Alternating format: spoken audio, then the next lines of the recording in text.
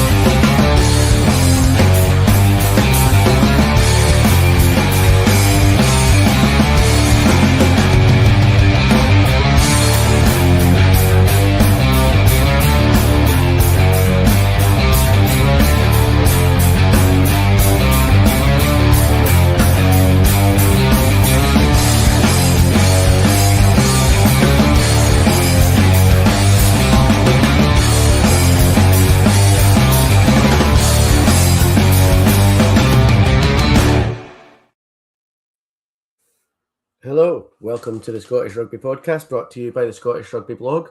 We are live on Facebook, on YouTube, and on Twitch this week. If you enjoy what you are hearing and you'd like to hear a little bit more, we are also on Patreon at patreon.com/Scottish Rugby Podcast, where for the cost of half a Murrayfield pint during the Six Nations or a pint and a half in the bowling club where I'll be watching it, you can get access to twice as much podcast every week, a little bit looser with the language during the Patreon section, and our top secret Facebook group. I am once again Jonny McGinty. Thank you very much for coming along. I should start, and I never do this, so mark your calendars because it won't happen again, with a quick Manson apology, because when Manson wasn't here 2 weeks ago, I made some very snotty jokes about him being at a Hoover convention, and it turns out he was actually off winning an award with his new work. So very well done, Manson. Congratulations. Soak it in because that's never going to happen again. I'm joined this week by Allan McDonald. How are you, Allan? I'm good. Jonny, I'm worried about you. I think you need a CT scan. You've been nice about Craig. So we need to do it. I think you've just banged your head once too often. There's a first time for everything. I'm also joined by our most recent and very welcome contributor, Leslie Ramage. How are we, Leslie, this week? I'm good, thanks, Jonny. Yeah, how are you? I'm very good, thank you. And it is our great pleasure this week to be joined by, as of this morning, newly published rugby author, Mr. Sam Larner. How are we, Sam? I'm very well, thank you, Jonny. Thanks for having me. Good. Excellent to have you along. We have got a little bit of news to get through, and then we want to chat a little bit about the book before we dive into the Six Nations preview.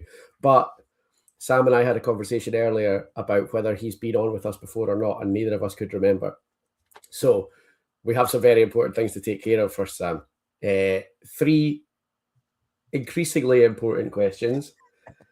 Question number 1, if you were ever picked for the Barbarians, whose socks would you wear? Well, I've got the pleasure of having played for a team in North East London called Wanstead, and my current team in South Manchester called Digsbury Old Beedings, who basically have exactly the same socks, which are blue and white stripes. So I wouldn't be annoying. Really, I'd only be annoying one club, which was Ditchling in Sussex, which is green and yellow, by wearing blue and white. So it'd be blue and white stripes. Excellent choice. I'm going to choose to believe that because our shared team, the Nick RFC Invitational team, never had socks, that's why you didn't pick them. Yes, exactly. Otherwise, obviously, it'd be yellow and white polka dots. So lovely.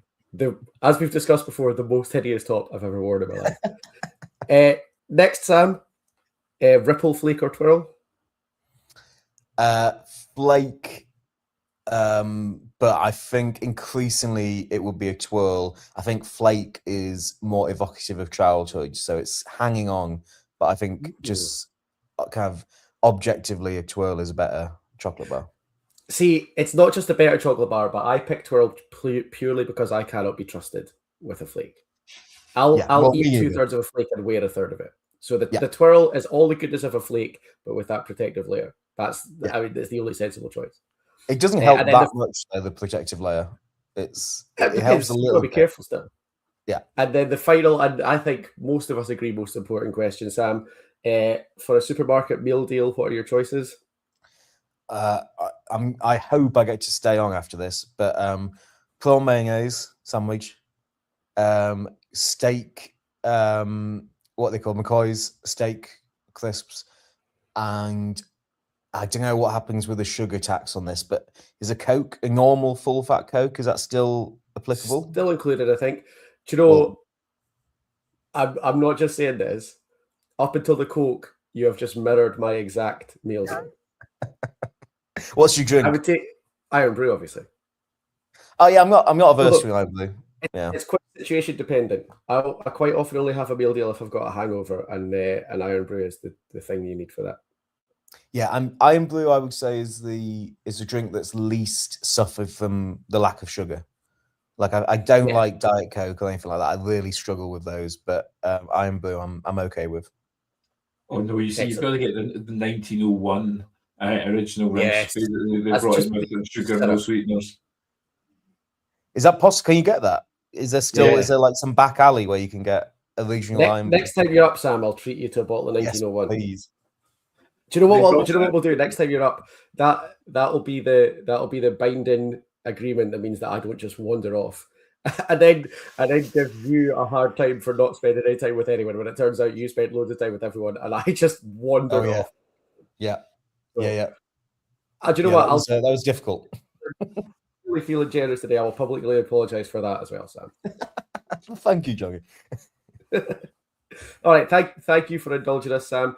We want to get in and talk about the book, obviously, because it's very exciting, but we have just one piece of news, I think, to cover this week. A couple of changes already to the Six Nations squad.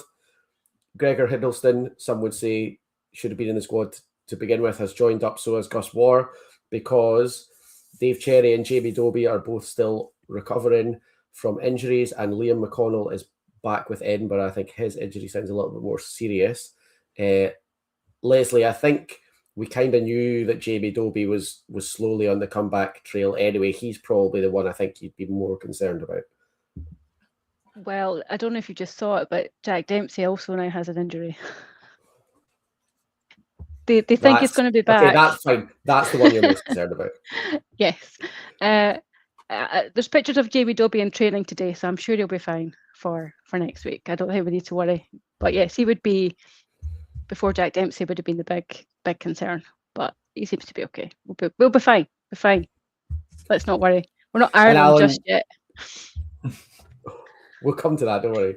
Allan, Gregor Hiddleston, straight into the squad. Do we think, does he... A lot of people thought he deserved it in the first place. If Dave Cherry can't get fit, does he leapfrog George Turner, or is he a tackle bag holder for now? Difficult to say. I honestly think, though, this is part of the operation that Hiddleston becomes the accidental player of the tournament for Scotland.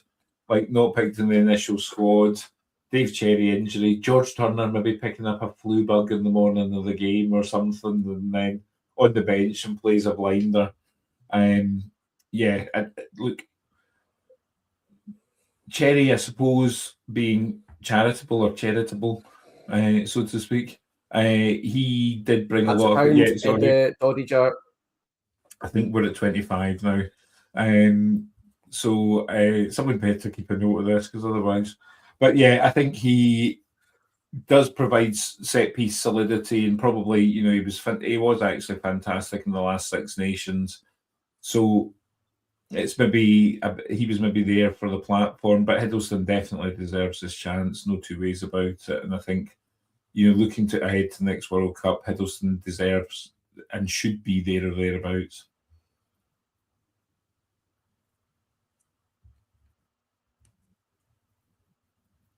Yeah, I would say strongly agree.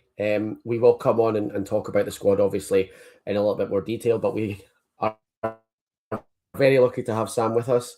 I think there's a couple of little things we want to talk about. Attacking the Space, Sam officially came out this morning. Tell us a little bit about what the book is about. What does it cover? What's your hopes to get out of it? Yeah, so it's out as of today in all good and probably bagged bookshops as well, I should imagine. So for me, I'm sure you guys all think the same, but rugby is such an attractive game. It obviously within the kind of rugby Christmas at this point, where Six Nations is about to begin, our game kind of gets front and center. People come and watch these 5 games, in their kind of millions, and it's obviously attractive. It brings people in, but for me, the joy of the sport is what happens below the surface that you might miss out on if you're just a kind of a semi-regular watcher. So what I'm hoping from Attacking the Space is to bring people in, show them what's actually going on in the game, because if you understand it, it becomes so much more enjoyable. So that was really what I was kind of hoping for. And I just hope that people who whether they're big fans, whether they've been long-term fans, whether they're completely new to the game, they can read it, they can understand what's happening, and that just kind of grows their love of rugby. I know you've been working on it for a while. Do you have a highlight of the process? Because this has kind of been a real labour of love for you, I think, for quite a long time, and you've been heavily into it. Was there a moment that you were like, "Yeah, this is it"?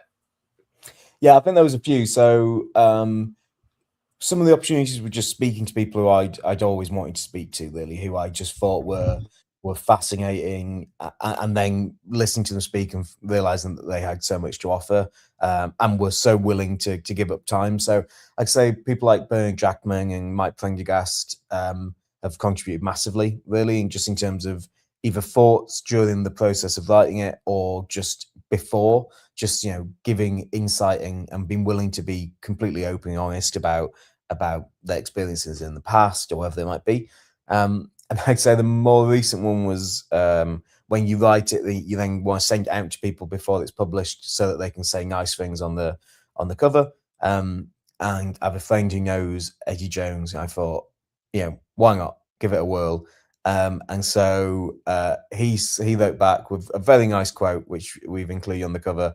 But in addition to that, just a single word or 2 words, which was well written. And I thought, from Eddie Jones, that's like the best thing you can ever get. That's that kind of insight. So and that kind of plays. So that was really kind of something special.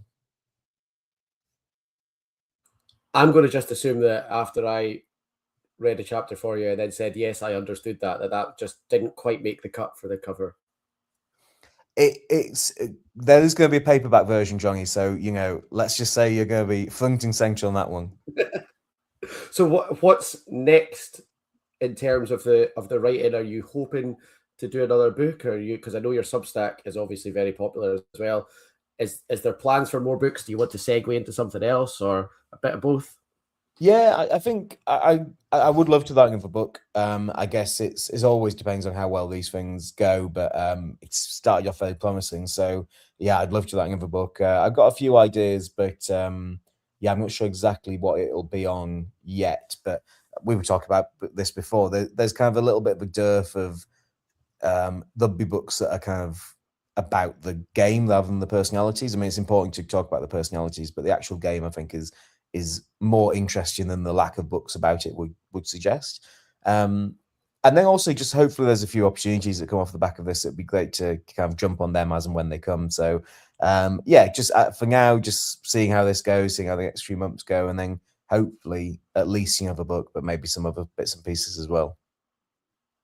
Excellent. Well, obviously we have, for some insane reason, 7 days until the Six Nations kicks off this year. So we will use the benefit of your analysis and insight, Sam, for just the next little while. We'll talk through the Scotland squad. We'll talk through the fixtures. We'll talk a little bit about the opposition, and then I'm going to put everybody on the hot seat and ask you a couple of questions about how you think the tournament's going to go for Scotland this year. I'm going to start with you, Sam, because I think you're maybe a little bit more dispassionate than the rest of us. A lot's been made of Scotland's age profile this year. I think with Bundyaki's inability to leave the referee room door on its hinges this weekend, that we are now the only team with an over 35 in our squad. Realistically, how quickly do you think the window is closing for Scotland, Sam? Yeah, I do think this is one of the last shots at this. I mean, who knows what might happen and who might come through. There are some encouraging players coming through, but as you say, that age profile, you want it to be a bit more spread out than it is. There's a few very young guys, but mostly we're looking at over kind of 28 or so, which, still gives them plenty of room. And there's still plenty of players in this squad who will be going at the next World Cup or the World Cup after that as well. But I think some of those key players now are reaching the point where this is one of maybe the last two Six Nations that they'll become a part of or be a part of, or certainly in a key position. I mean, Finn Russell's 33. You've got a hooker group who are, two of them got a combined age of 68. The props are pretty old as well. It is a little bit worrying, and there doesn't seem to be a huge amount behind this. I mean, I don't want to scare anyone, but the Welsh setup looked a little bit similar to this a few years back, where you had experienced old guys, and then as soon as they left, you had inexperienced kind of mid-20s guys, and we've kind of seen how that's gone. Leslie, I think quite rightly, possibly there's a bit of concern about the age in some of the backs. George Horn's now over 30, and there are people who think, and I'll be perfectly honest, me included, that he should have had much more and much better opportunities with Scotland. Hugh Jones is now over 30, and obviously he's off to France in the summer. Do we have an issue with the backs maybe getting on a bit, do you think? We do, but I wonder, the cynic in me wonders if this is why maybe Franco is staying on at Glasgow a little bit longer than we might have hoped, to maybe bring through a few more youngsters, who he certainly seems to do a better job than John Everett does at Edinburgh anyway, bringing young players through. But I don't think the second part of that statement was necessary. We could have just left it. He's doing a better job. Well, I'm trying to be nice, Johnny. See, I don't have that problem all when the we talk about Edinburgh. But you've still got, Kyle Rowe, who's 25 or something. Jamie Dobie's still quite young. Harry Patterson's under 25 as well. So it's not quite a dearth, but these guys probably need a bit more game time than they're getting. Allan, we'll move on a little bit. In the forwards, age maybe isn't quite as much of a concern, but there are areas in the forwards, we'll talk about front row especially, where the depth chart is maybe more of an issue for Scotland this year. We've spoken till we're blue in the face about the need for someone to sit behind Xander Fagerson at tight head. How do you think the depth chart is looking in the forwards, particularly this year? Is there any areas that we're happy with, any areas of concern? I think back row's looking good because there's a number of players that could have been picked that weren't. Second row, I think we've got more players available there than we've had in a long time. We've gone with Grant Gilchrist and Jonny Gray are in the squad, but there's other players that could have been in there. For example, Alex Samuel, that type of player. So I think there's more that there's more in second row than we've had. That's better. Hookers, actually, I think we've got quite a lot of good hookers. It's props that are the problem. Loose head, we've got Schumann and Rory Sutherland, so we've actually got a decent couple there, but we're only 2 injuries away from Jamie Batty being in the Scotland squad, which is not where we want to be. Although he seems to be a nice chap that's liked by his teammates, but and obviously we've really got Xander Fagerson and people keeping the seat warm for the hoped for rise of Ollie Blythe Lafferty, and that's kind of where we are at tight head. Sam, you've obviously written a lot about this. You've written about it on your Substack and speak about it quite a lot on social media. The need for a full 23 player squad. It's undeniably an issue for Scotland, having only I think we'd all quite honestly say one international quality tight head. How much of an issue do you think that is in a Six Nations in 2026? Is there anything that Scotland could do to mitigate it, or is it suck it up and hope Xander can do 70 minutes? Yeah, it might be that. I mean, so there is some logic to starting your weaker prop and getting your stronger prop on towards the end, because not necessarily towards the end, but there are more scrums in the second half than there are in the first half by a not a tiny margin. But you then obviously have the difficulty of basically starting your next choice prop for, let's say, half an hour and then hooking them before half time, which I don't think anyone wants. So I think with that in mind, it probably is, get him to go 60 minutes to an hour. And that's a lot to ask, obviously, because, even if he's more effective, is he more effective after 70 minutes? And, do you improve your backup in that situation if you're just giving them kind of 10, 12-minute cameos? But yeah, I mean, teams know where the weakness are. The opposition knows where the weakness are. If they spot it, they will just mercilessly go after it. And I don't think that's anywhere that's more clear than in the front row, where, you can kind of hide your 10 who can't tackle, or you can, to some extent, you can support a fullback who's not going to the high ball, but you can't hide a tight head in the scrum. They'll just go after him if they don't think he's strong enough. Yeah, we saw it in the Glasgow La Rochelle game in the Champions Cup a couple of weeks ago. La Rochelle had a couple of injuries and they had to bring their starting loosehead, the Georgian loosehead, back on to play tight head. And Luke Pearce said to him as he came on, "Can you play tight head?" And he went, "Maybe." And you could basically see the Glasgow front row lick their lips. Yeah. Until eventually Sam Talakai went over to Luke Pearce and said, "You need to stop this. Like, we can't do this anymore." And Luke Pearce said, "Well, the alternative is we go to uncontested scrums." And Sam Talakai went, "Oh, never mind. We'll carry on." And I think front rowers in particular, it's probably quite an outdated reputation, but they have a reputation for being the sort of person who will spot that and go after it. And it is a bit of a concern, I think, for Scotland. I think it's something that needs addressed quite urgently. I don't think it's going to be addressed this year. I think we probably need to work around it rather than address it this year. But fingers crossed, like Allan said, with Ollie Bafferty, there's a bit of hope. Yeah, and if you look at the last Six Nations, he did play more than an hour in every game. And he played more than 70 minutes or more than 65 minutes in 4 of the 5. So he is capable of going that distance, but it's a lot to ask of someone for 5 consecutive games. In the front row, especially. Leslie, we're going to talk about an entirely different kind of selection headache at the other end of the scale, at the other end of the pitch.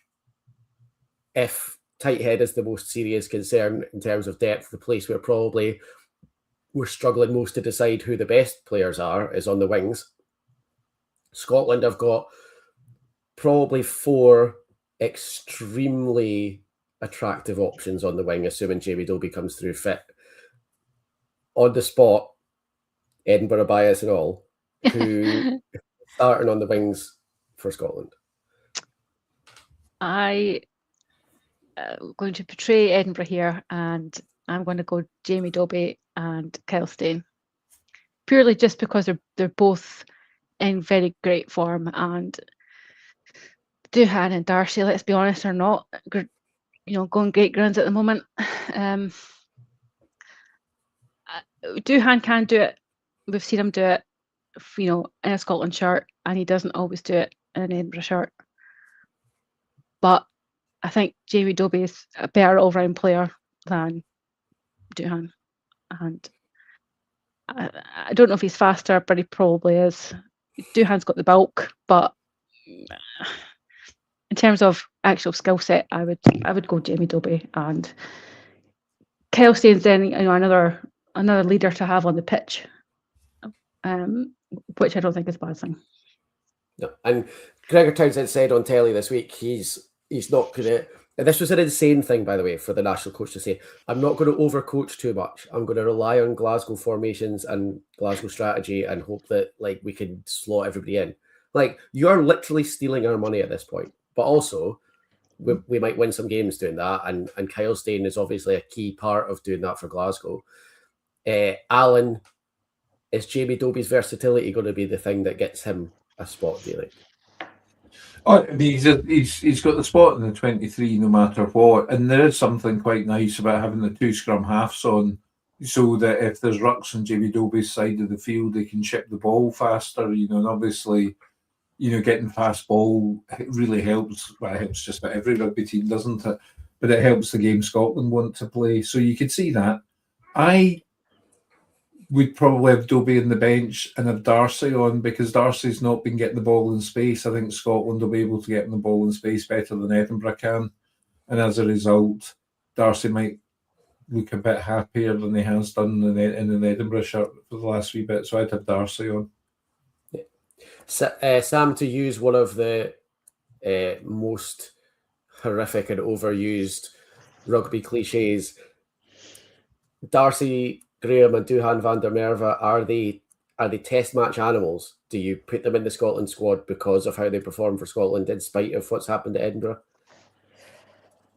Yeah, I think to a certain extent, I do think when it comes to form, it's obviously good to pick on form, but I think if you sometimes have to trust people who've been there than done it before. I think that wing is one of the places where perhaps you might have more joy picking on form, because picking on form, because if someone's confident, it's perhaps a position where they will go after more stuff. They will find themselves in the right position in a way that perhaps if you just picked a lock who was going well in the URC, they might find that the test match is just such a totally different space that they would kind of struggle. So I do think it's a position where you can be a little bit more experimental, but ultimately I think form is great at a club level, but you also want those people who've been there, who've done it before, who you're supremely confident in being able to do again. Yeah. All right, let's whiz through a potential first 15 for Scotland before we talk about how we think the tournament's going to go overall. Allan, we'll start with you. First choice, front row? Schoeman, Ashman, Zander.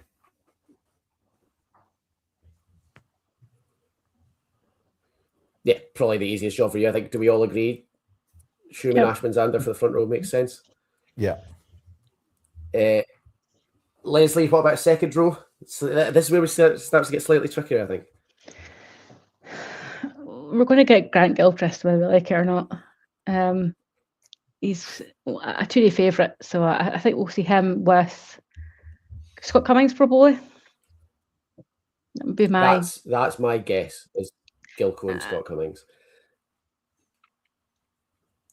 The thing is, I don't know. I think a lot of the young second rows are good, but like Sam's just discussed, particularly in the forwards, a proven ability to be able to play at that level is important. And love him or hate him, Gilco has shown that for quite a long time. So maybe the first game or two, I would stick with him and see how it's going from there. Sam, you're such a statistical expert. I'm going to give you probably one of the two most difficult ones. Who would your starting back row be? I was just seeing it if this was just a copy of what finished the Six Nations, but for me, Richie Darge Ferguson will probably be my 6, 7, 8. But I must admit, I don't watch as much Scottish rugby as you guys. Who's on the hunt for those three? Would you say? I think we'll see Jack Dempsey, who's an out and out number 8. I think it's him and Rory Darge, pretty much guaranteed. And then the other spot goes to either Jamie Ritchie or Matt Ferguson. I don't know, Allan, Leslie, if you disagree. But I think Ritchie will be one of the more solid units. I think Rich will be in the bench because he's more of a 6-7 option. I hate you. I've been dying to do that to you, sorry. If you were in my class, you'd be writing down the 6 and 7 times table right now on a piece of paper.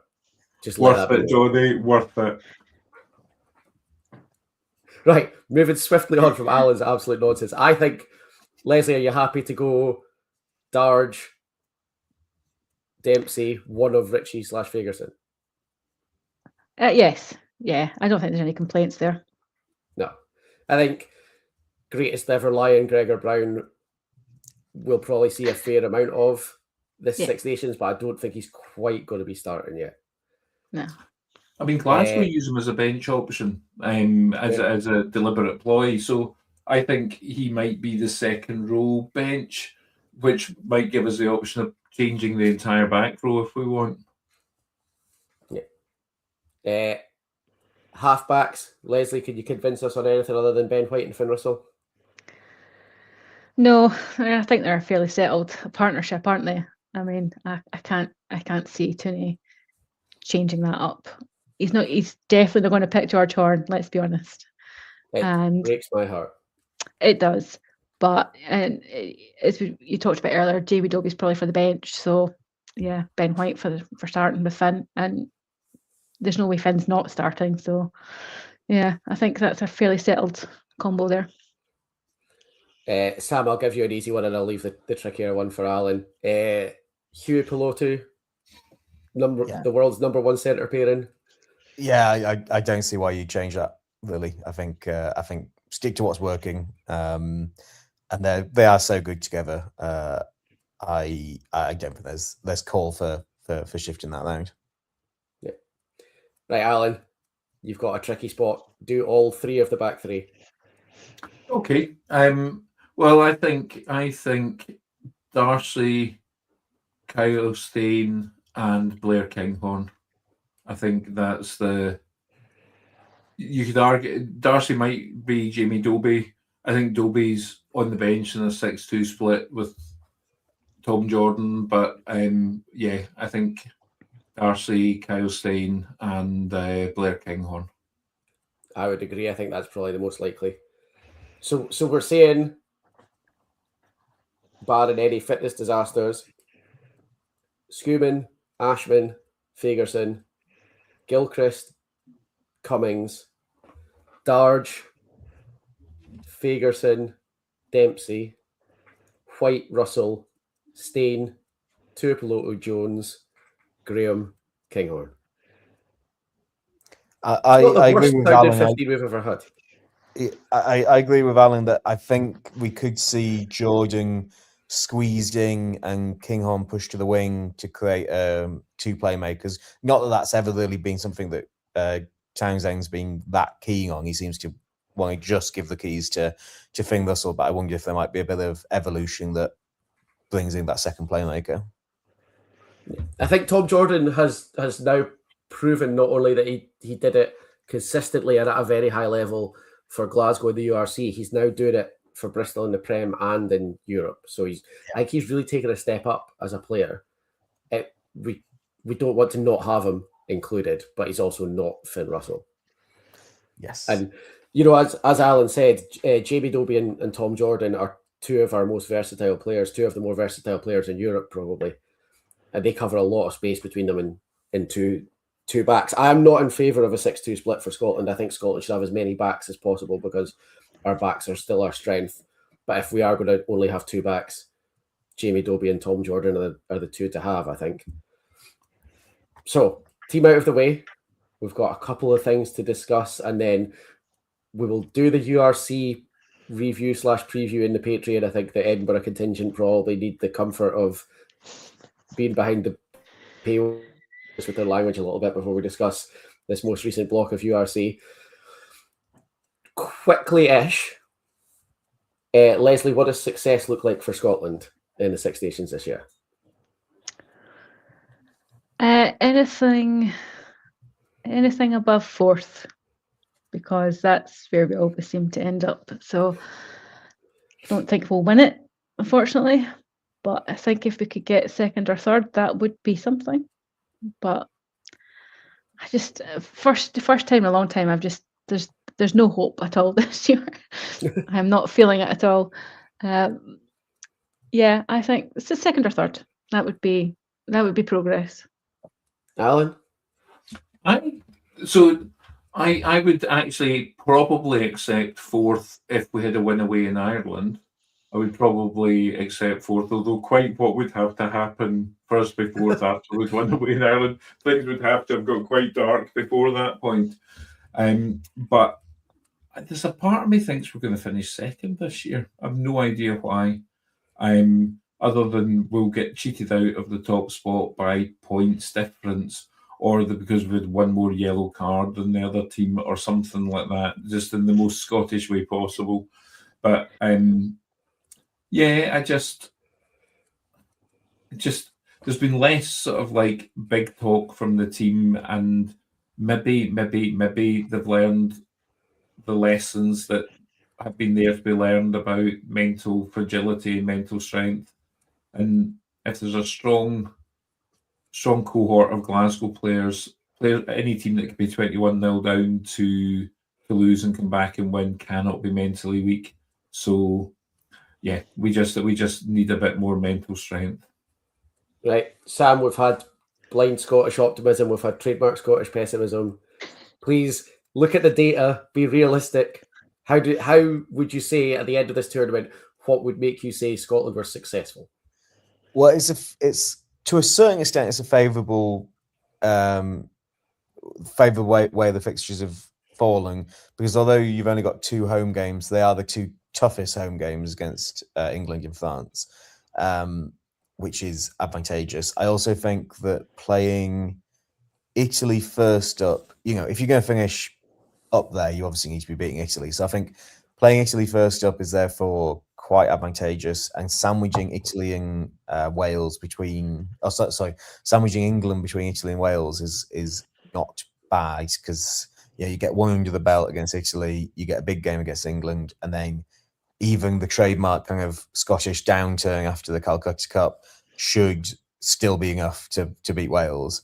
And then it's just, if it's 3 from 3, then it's all to play for in the last 2 matches. And I think that going to Dublin, needing to win could be a fantastic match.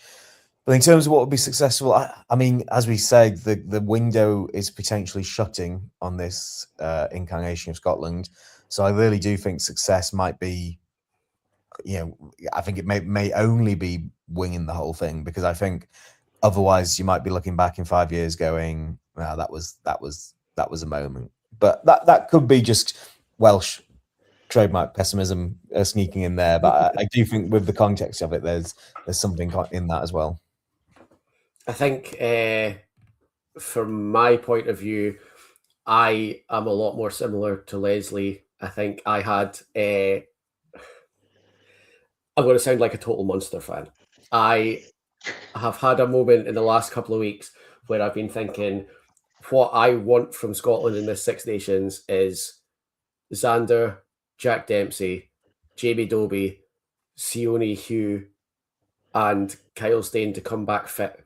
Because at the moment, I struggle to see Scotland in the Six Nations as anything other than an impediment to Glasgow's success in the URC in Europe. And I think that's a horrible place to be in, because I've always been a Scotland fan. I was a Scotland fan first for quite a long time. Now I'm a bit like, please don't ruin the Glasgow players, because we've got a lot of big important games coming up. And that's a shame, and it's really horrible, but that is the level of faith that I have in the Scotland setup, which is horrible. But I think that's probably where I am. Hopefully, I'll kind of, once the tournament starts, get on board with it a little bit more. But yeah, at the moment, I think I'm more Team Leslie than I am Team anybody else. I think you're right, Sam. I think Scotland need to have a really good performance. I don't think we can say we finished third and that was a success. Speaking of that, let's have a quick blast through predictions for the tournament, and then we'll bounce over to Patreon and we'll talk about the URC and we'll do our hands in the ruck. So let's go with Sam first this time. We'll go reverse order. Do the tournament from the final standings from 1 to 6.